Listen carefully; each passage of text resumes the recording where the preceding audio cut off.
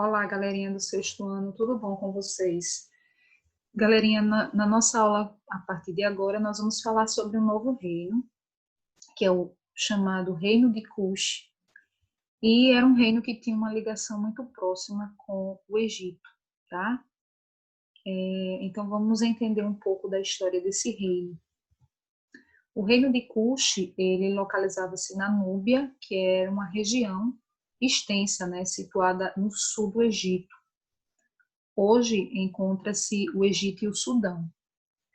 Na região, eles tinham uma grande quantidade de minas de ouro, né, e os árabes começaram a chamar a região de Nuba, que na escrita hieróglifa, Núbia significaria terra do ouro. Observem aqui a localização do reino de Kush, tá?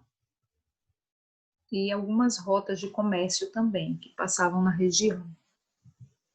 Bem, o reino de Kush, o reino Kush, ele ainda não foi totalmente explorado, galerinha, porque muitos sítios arqueológicos da região ainda foram pouco escavados, né?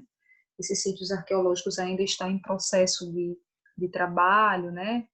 De escavação, então é provável que daqui a um tempo mais informações venham ser colocadas, né? Sobre esse reino, tá? E aí, a escrita núbia, também conhecida como meroítica, ela não foi completamente decifrada. Então, a história do reino ainda não foi totalmente explorada por esses fatores, tá? Então, os sítios arqueológicos ainda vêm sendo escavados, porque foram pouco, e a escrita deles ainda não foi completamente decifrada, que no caso é a escrita meroítica. Formação, fortalecimento e queda, né? Como se formou? O que se sabe é que por volta de 2000 a.C., após várias lutas e conflitos entre diversas aldeias, surge o reino de Kush. As descobertas arqueológicas recentes mostram que a história deles está diretamente ligada com a história do Egito, pois foi encontrado na região objetos de madeira e pedras preciosas que também, né, tinham na terra do Egito. Então, objetos de madeiras, pedras preciosas núbias também foram encontradas nas terras do Egito. Então, isso prova a ligação, né, do reino de Kush com o Egito. E aí, entre 1580 e 1530 a.C., o Egito ele conquista o reino de Kush. E por volta de 1000 a.C., o reino de Kush ele consegue se libertar do controle egípcio, embora o contato deles com o povo do Egito tenha permanecido. Então, a gente tem aí o reino de Kush sendo conquistado pelo Egito, o reino de Kush se libertando do Egito, mas, ao mesmo tempo, o contato entre os povos permaneceu. Então, quando o Egito ele foi invadido pelo exército assírio, né, lá no século 7 a.C.,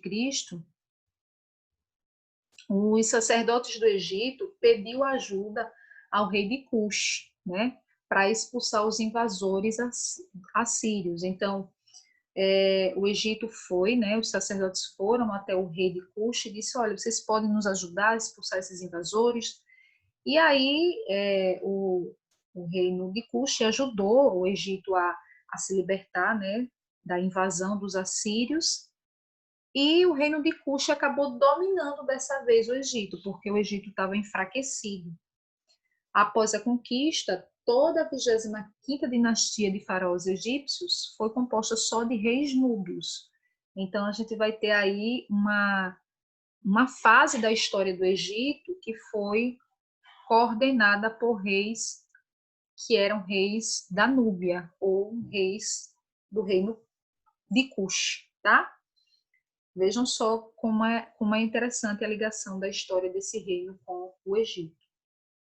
Os faraós cuxitas, eles usavam coroas enfeitadas com duas serpentes, que simbolizavam o controle de Cush e do Egito. Então, toda a 25ª dinastia de reis foram faraós do reino de Cush, que tornaram-se também faraós do Egito, tá? Eles controlaram o Egito. Então, um ponto a destacar também, gente, é que vocês podem ver a expressão faraós negros, né, para se referir aos faraós cuxitas, né? Essa expressão vocês podem ouvir, essa expressão pode aparecer. Porém, gente, essa expressão ela é considerada por muitos como uma expressão equivocada, porque além do termo negro ter sido criado por europeus no século XV para designar os africanos em geral, nem mesmo os egípcios viam diferença entre eles e os núbios e outros povos africanos. Em geral, os povos da África possuíam pigmentação que dava à pele tonalidade escura, tanto que os egípcios, em sua língua, usavam a expressão Kainite, que significa os negros, para se identificar. Então, assim, essa ideia de chamar, né, os faraós cuxitas de faraós negros, essa expressão pode aparecer, mas é uma expressão que tem sido considerada muito equivocada, até porque os faraós, né, dessa região, eles todos tinham, né, as pessoas ali da região tinham essa pele de tom escuro, tá? Bem, embora a união entre o reino de Cush e o Egito tenha criado um poderoso império, os ataques assírios continuaram, né? Os assírios continuaram tentando atacar a região. E o último dos faraós núbios foi o Tenutamon, que ele foi derrotado e ele foi obrigado a voltar à cidade cuxita de Napata. Mesmo com o fim da dinastia dos faraós cuxitas, o reino de Cush ele não desapareceu. Ele foi reorganizado ao redor da cidade de Meroe.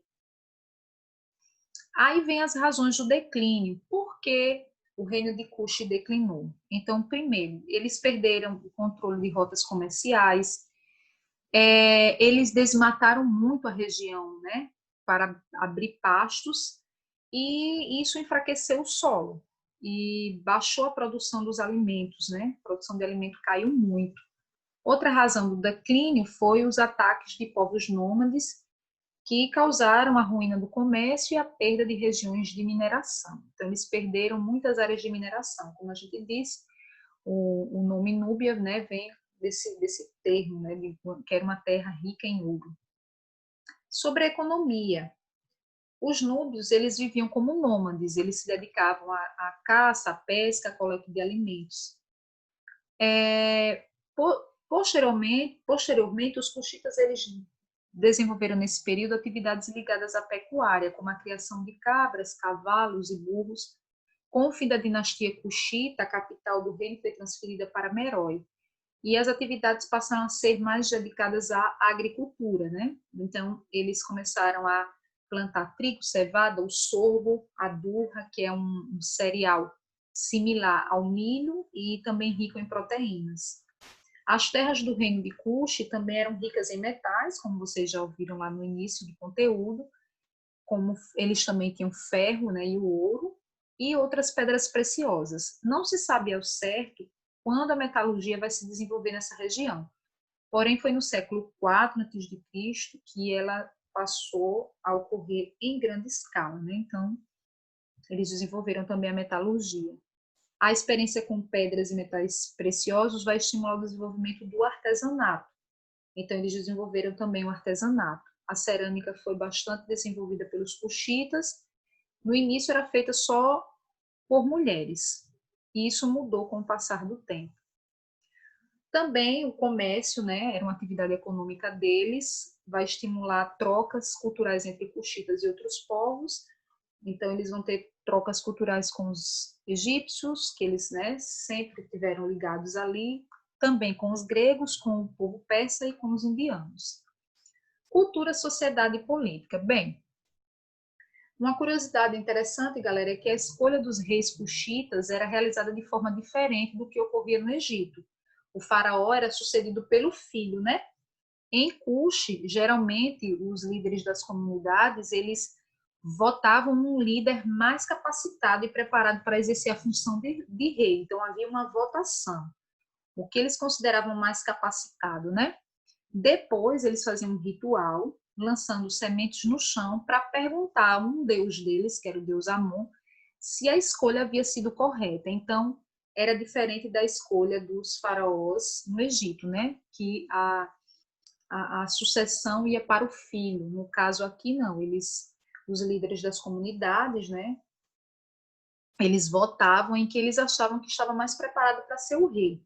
Depois eles lançavam essas sementes no chão para perguntar ao deus Amon se tinham escolhido o rei correto.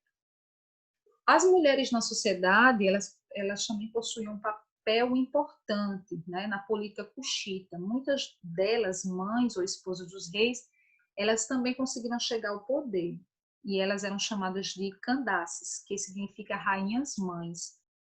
E acredita-se que, por volta de 21 a.C., as tropas romanas, comandadas pelo general Otávio Augusto, tentaram invadir o reino de Cush.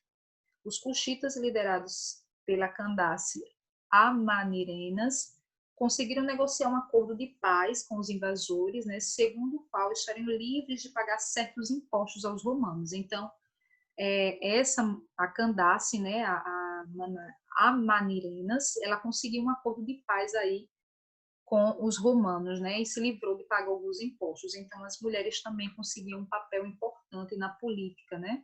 Elas eram consideradas rainhas-mães. Organização e sociedade. Então, a camada dirigente, ela era formada pelo rei, pelos familiares, além de nobres e sacerdotes. Também tinha uma aristocracia provincial. Abaixo vinham os comerciantes, artesãos, soldados, funcionários do reino. E, por fim, tinha os criadores de animais, agricultores. Todos livres, formavam a maioria da população cuxita. Então, essa era a estrutura da organização da sociedade cuxita. Sobre a religião. Na religião, a gente sabe que, como a maioria dessas culturas que a gente estuda, né, as culturas antigas, eles eram politeístas. Então, os cuxitas adoravam vários deuses, cultuavam tanto de deuses egípcios quanto deuses meroitas, né? Então, eles cultuavam o deus do sol, o Amon, o deus do sol, o Osíris, o deus dos mortos, Horus, o deus falcão e protetor dos vivos. Já as divindades que eram deles, eles cultuavam o deus leão, a Pedamac, deus com a cabeça de leão e corpo humano, o Sbomeker, que era o deus orientador e guerreiro. Além disso, eles também cultuavam alguns animais que eles consideravam sagrados, como o carneiro, o leão, o crocodilo e o gato. Bem, é isso, galerinha. A gente tem um pouco aqui das características do reino Kush, tá? Se vocês tiverem dúvidas, podem dar uma olhadinha no próprio livro de vocês, que é a página 172. E a gente encerra aqui e vocês também poderão ouvir mais uma vez o vídeo para entender ou tirar alguma dúvida, tá bom? Agradeço a participação de todos. Um abraço e tchau, tchau, gente.